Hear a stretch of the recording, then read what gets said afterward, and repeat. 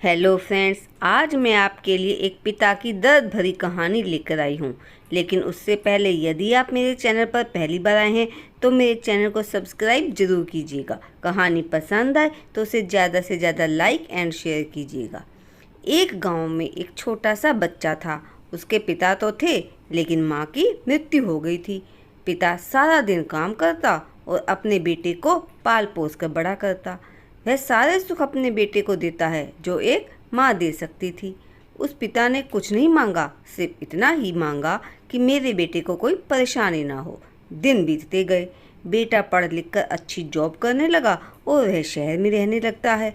कुछ दिन बाद वह अपने पिता से मिलने आता है और कहता है, पापा मुझे कुछ पैसों की ज़रूरत है। मैं चाहता हूँ कि शहर में ही ज़मीन लेकर अपना घर बना लूँ। पिता इस बात को सुनकर बहुत खुश होते हैं और कहते हैं, मेरा बेटा है ना एक दिन नाम करेगा। जिंदगी भर की बचाई हुई पूंजी को निकालकर अपने बेटे को दे देते हैं। बेटा शहर चला जाता है और उन पैसों से अपना घर बना लेता है। पिता इधर इंतज़ार करता रहता है कि मेरा बेटा फिर से आएगा। एक दिन तो मेरे पास आएगा ही, जाएगा कहाँ। उसके पास अब कोई नहीं जाता था क्योंकि ना अब उस पिता के पास पैसे थे और ना ही रहने की जगह थी। कुछ दिन बाद बेटा फिर लौट कर आता है और अपने पिता से कहता है, पापा अब आप दादाजी बनने वाले हैं। पिता को बहुत खुशी होती है।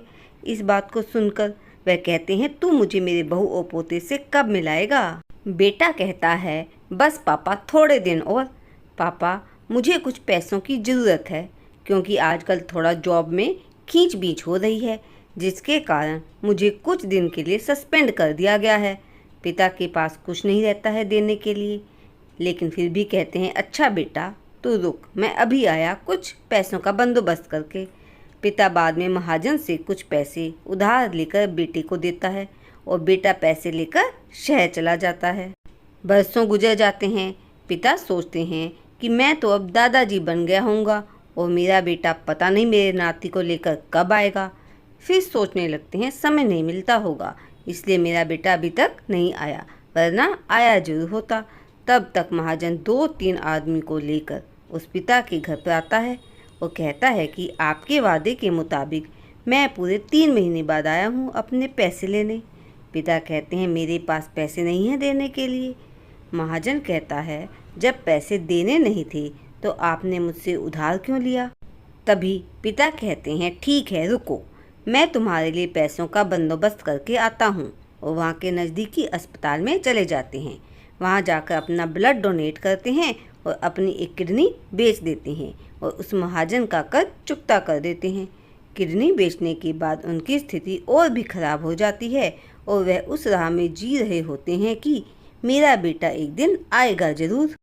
इस आस में जीते जीते एक दिन पिता की मृत्यु हो जाती है, परंतु उस बेटे को अपने पिता को आग देना भी नसीब नहीं हुआ। तो दोस्तों, ये थी एक पिता की दर्द भरी कहानी। आपको ये कहानी कैसी लगी मुझे कमेंट बॉक्स में ज़रूर बताइएगा।